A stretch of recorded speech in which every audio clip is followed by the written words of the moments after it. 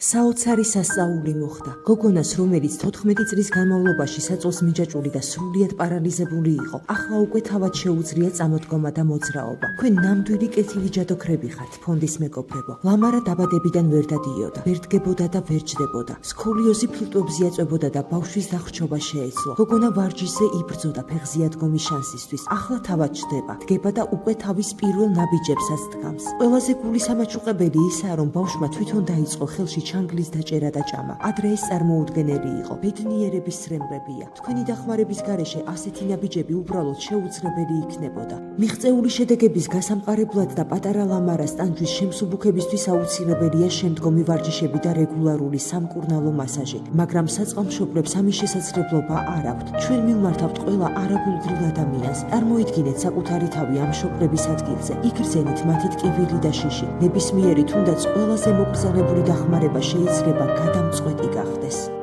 გადარიცხეთ ნებისმიერი თანხა ჩერნოვეცკის ფონდის ოფიციალური საიტის მეშვეობით.